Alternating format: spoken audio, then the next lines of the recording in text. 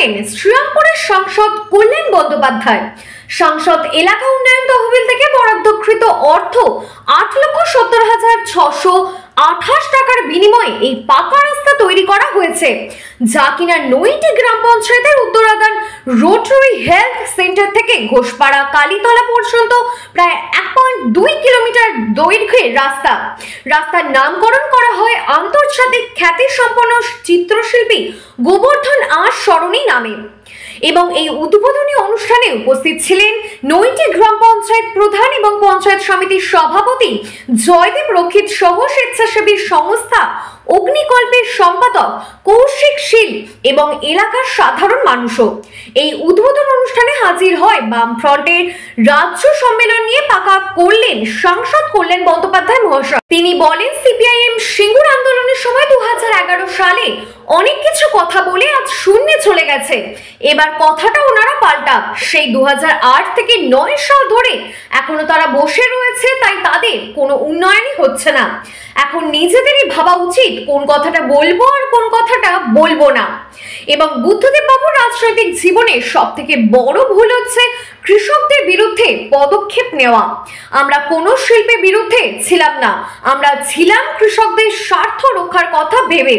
তাদের যে অধিকার রয়েছে সেই অধিকার থেকে যাতে তারা বঞ্চিত না হয়।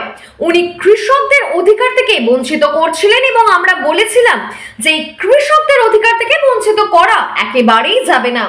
আর এখন টাটা নেনো এই যে গুজরাটে গিয়ে মুখ থুবড়ে পড়ে রয়েছে, সিপিআইএম কে গিয়ে দেখতে বলবেন। তারা যে ন্যানো করার কথা বলেছিলেন, এখন গুজরাটের সেই ন্যানো বিক্রি হয় না। মহিলা প্রাধান্য নিয়ে কটাক্ষ করে বলেন যে মঞ্চে প্রাধান্য দিয়ে কি লাভ রয়েছে, জনপ্রতিনিধির জন্য কটা মহিলাকে নির্বাচনে দাঁড় করায় বলুন তো। এবং এই লোকসভা নির্বাচন গেল, তাদের কটা মহিলাকে নির্বাচনে দাঁড় করিয়েছিল।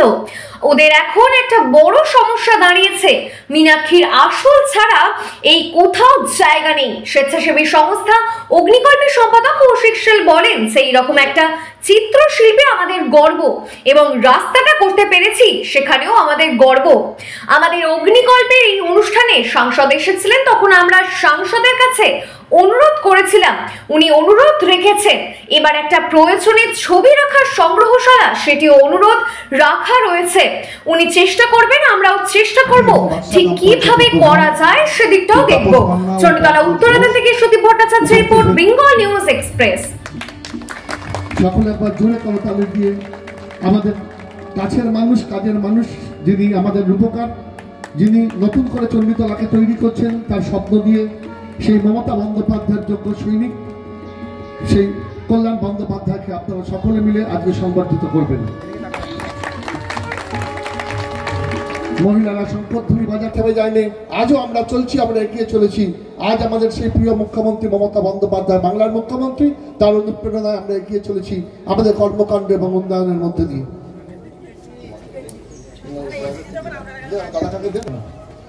খুব ভালো লাগছে আজকে দেখুন নৈটির প্রত্যেক সদস্য প্রধান উপপ্রধান আলোকিত করে আছেন এবং আজকের নৈটি যে উন্নয়নের পথ ধরে এগিয়ে চলেছেন প্রিয় সাংসদ কল্যাণ বন্দ্যোপাধ্যায়, তিনি সেই উন্নয়নের অর্থ আপনাদের কাছে পৌঁছে দিয়েছেন।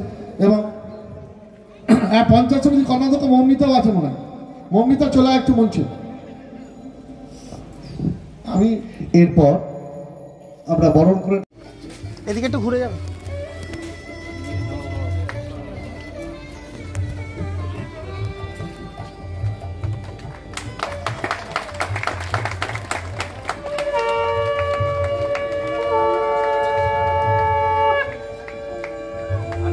এরপর আমরা একে একে আজকে আমরা এখানে একটি রাস্তার উদ্বোধনের জন্য উপস্থিত হয়েছি।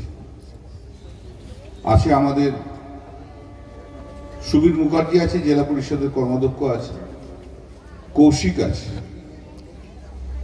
আর কৌশিক থাকা মানে তো একটা কাজ তো যেমন আছে তেমনি একটা শিল্পের টাচ থাকে, তো সে তো আস্তে আস্তে বুঝতেই পারলাম আমরা। আছে আমাদের জয়দেব আছে, পঞ্চায়েত সমিতির সভাপতি আছে, আমাদের গোবর্ধন আশের পুত্র নির্মাণ আশ মহাশয় রয়েছে, পঞ্চায়েতের প্রধান রয়েছে, পঞ্চায়েতের সমস্ত সদস্য। এর আগে আমি যখন এখানে এসেছিলাম তখন একটা অনুরোধ ছিল যে এই রাস্তাটা তৈরি করে দেয়, এবং স্বর্গীয় গোবর্ধন আস শিল্পী, প্রয়াত শিল্পী, তার নামাঙ্কিত করে এই রাস্তাটা তৈরি করার জন্য। সেই রাস্তা আমাদের সাংসদ তহবিলের 8,70,628 টাকা দিয়ে রাস্তাটা ফান্ড থেকে দেওয়া হয়েছিল, সেই টাকাতে রাস্তাটা তৈরি হয়েছে। আমি প্রথমে ধন্যবাদ জানাই যে রাস্তাটি খুব সুন্দর তৈরি করেছেন, যিনি করে থাকেন তিনি খুব সুন্দর তৈরি করে, ধন্যবাদ। আর ধন্যবাদ দেবো একটু আগে যারা নৃত্য করছিলেন, 3টি মেয়ে, ওদেরকেও ধন্যবাদ জানাই, খুব ভালো হচ্ছিল, খুব ভালো। আর সাংস্কৃতিকপূর্ণ গ্রাম হলে, বর্ধিষ্ণু গ্রাম হলে যা হয় তারই একটা পরিচয় ছিল এটা, তাই তাদেরকে সবাইকে আমার ধন্যবাদ জানাই। আপনারা আমাকে 2024 নির্বাচনে দুহাত তুলে আশীর্বাদ করেছেন, আমি আপনাদের কাছে নতজানু হয়ে আমি আমার কৃতজ্ঞতা প্রকাশ করি। শ্রীরামপুর পার্লামেন্টের মানুষ দুহাত ভরে আশীর্বাদ করেছে। 1,75,000 ভোটে জেতা শ্রীরামপুর সংসদ থেকে এটা কখনো বোধহয় কেউ কল্পনাও করতে পারেনি। আরামবাগ 4 লাখ 5 লাখ হয় সে তো সবাই জানে, এমন কিছু বড় ব্যাপার না। কিন্তু শ্রীরামপুর এমনই একটা পার্লামেন্টের সিট, সেখানে কোনোদিন 30-40 হাজারের বেশি কেউ জিতত না, কিন্তু আপনাদের আশীর্বাদে সবসময় লক্ষাধিক ভোটেই জিতেছি, এবারে অনেক হায়েস্ট ভোটে। তার জন্য আপনাদের অবদান, সারা শ্রীরামপুর পার্লামেন্টের মানুষের অবদান আমি কখনো ভুলতে পারবো না। আপনারা আমাকে অনেক দিয়েছেন, আর দিয়েছেন বলেই ভারতবর্ষের পার্লামেন্টে দাঁড়িয়ে মাথা তুলে শিরদাঁড়া সোজা করে চোখে চোখ রেখে কথা বলতে পারি। আমার একটা পুরো রাজনৈতিক জীবনটায়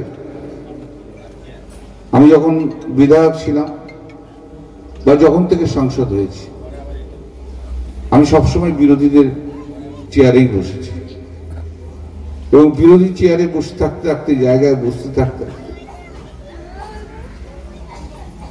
সাংসদ হয়ে বিরোধিতার কণ্ঠস্বর কিভাবে তুলতে হয় সেটা বোধহয় শিখে গেছে। তাই যত লড়াই, যত সংগ্রাম মানুষের জন্য, সেই লড়াই করা, সংগ্রাম করা কখনো দ্বিধাগ্রস্ত হয়নি। আর সংসদের মধ্যে তো নয়, আপনারা তো দেখেনি পারফরমেন্স যা দেখা। আপনাদের আশীর্বাদে এই কাজটা করতে করতে এমন জায়গায় গেছি যে ভারতবর্ষের আজকে যে কোনো প্রান্তে যাই না কেন, সবাই এসে জিজ্ঞেস করে, आप ही कल्याण जी है ना? मैं हूं। अरे आपको तो भाषण हम लोग बहुत पसंद करते हैं। কেউ কেউ বলে আবার ইউটিউবে প্রায় আমরা খুলে খুলে দেখি চুকিট কিট কিট। তো এটা তো একটা, ভারতবর্ষের সবাই স্বীকার করে যে পার্লামেন্টের ইতিহাসে এটা থেকে যাবে। তো যাই হোক, সবই আপনাদের আশীর্বাদ, আপনাদের। Life has become very complicated. আমার প্রফেশনাল, আমার পলিটিক্যাল এবং আমার পার্সোনাল জীবনের অভিজ্ঞতা থেকে আমি বলছি, প্রতিটি মেয়েকে নিজের পায়ে দাঁড়িয়ে রোজগার করতে হবে। স্বামীর রোজগার, পিতার রোজগার, বাবার রোজগারের উপর দাঁড়িয়ে থাকলে হবে না। ভারতবর্ষের মেয়েরা যত দিন না পর্যন্ত করবে ততদিন কষ্ট করবে। এই জায়গা থেকে এগিয়ে আসতে হবে। এবং আগামী দিন ভারতবর্ষে মহিলাদের জন্য প্রচুর সুযোগ হয়ে রয়েছে। 33% রিজার্ভেশন হয়েছে এমপি MLA।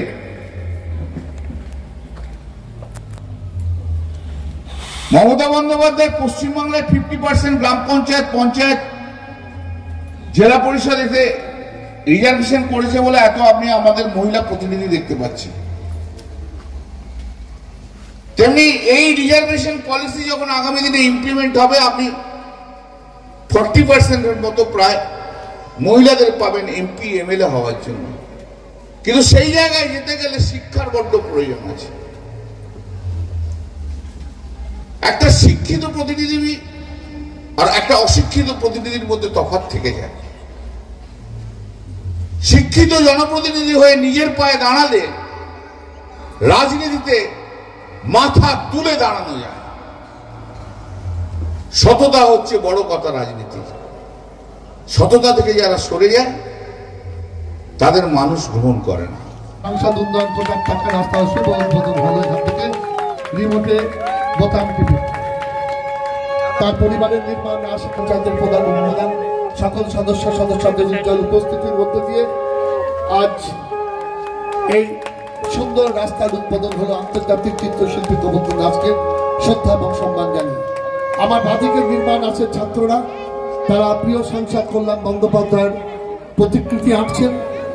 তারা সেই প্রতিকৃতি পরে পাঠিয়ে দেবেন কৌশিক।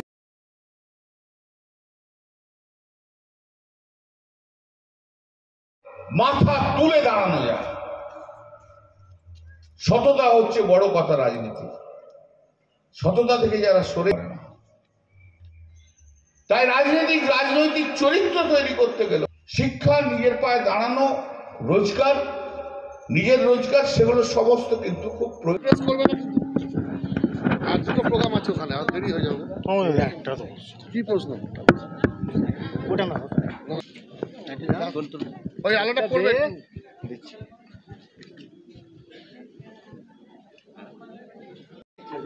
আজকে সেখানে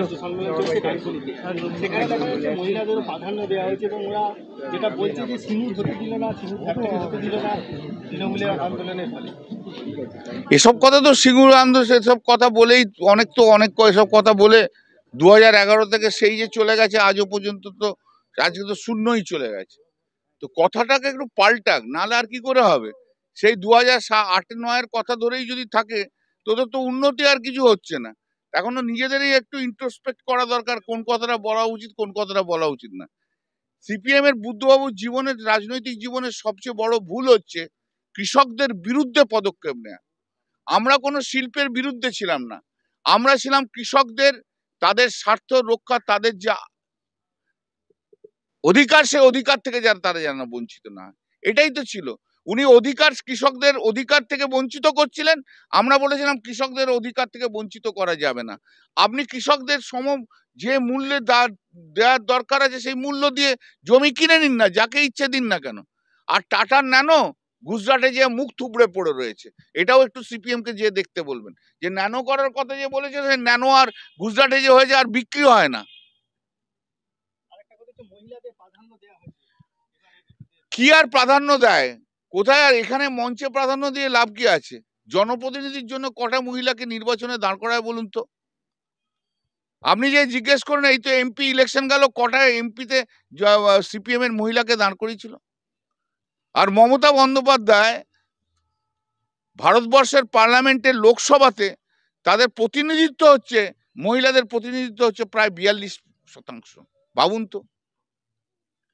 আর ওদের তো আবার এখন একটা সমস্যা হয়ে গেছে, ওদের তো আর কোনো নেতা নেই, ওই মীনাক্ষীর আঁচল ধরে যতটুকু এগোতে পারলো এগোলো। গোবর্ধন আছেন নামে, তো ওনার ছেলে অনিমা যেটা দাবি করছেন যে ওনার যদি বাড়ির সংগ্রহশালা হয় খুব প্রয়োজন। দেখুন, এটা ঠিক কথাই। তার কারণ হচ্ছে আপনার এরকম চিত্রশিল্পী, কি বলবো, মানে আমাদের গর্ব। আমরা রাস্তাটা করতে পেরেছি, রাস্তাটা, এবং অগ্নিকল্পের প্রোগ্রামে এসে আমরা প্রস্তুতি অনেকদিন আগে থেকেই নিয়েছিলাম। অগ্নিকল্পের প্রোগ্রামে এসে দাদাকে সরাসরি বলি এবং দাদা সঙ্গে সঙ্গেই রাজি হন এবং টাকা অ্যালট করেন তার ফান্ড থেকে। রাস্তাটি হয়েছে, রাস্তাটার নামাঙ্কিত করা হয়েছে, তার জন্য যা প্রসেস সেগুলো এসডিও থেকে শুরু করে সেগুলো সব এর আগেই করে রাখা হয়েছিল, সেগুলো সব করা হয়েছে। এরপর যেটা দরকার যে ছবির একটা সংগ্রহশালা, এবং সেই সংগ্রহশালা অলরেডি এটা আমাদের সাংসদ মাননীয় কল্যাণ বন্দ্যোপাধ্যায়ের কাছে আমরা ব্যক্তিগত পর্যায়ে আমরা বলেছি ব্যাপারটা। আজকে ডক্টর নির্বাণাস সেটা বলেছেন, এবং আমরাও কথা বলে দেখব দাদার সঙ্গে ভবিষ্যতে কিভাবে সংগ্রহশালা করা যায়। সংগ্রহশালা করতে গেলে তো তার জন্য একটা নির্ধারিত জমিকে নির্দিষ্ট করতে হবে, তার উপরে গড়ে উঠবে। সেটা কিভাবে সম্ভব, নৈটি গ্রাম পঞ্চায়েতের প্রধান আমার সঙ্গে রয়েছেন, ওর সঙ্গেও আমার কথা হয়েছে, এবং সুবিধা ব্যাপারটা জানেন এবং কল্যাণদাও ব্যাপারটা জানেন।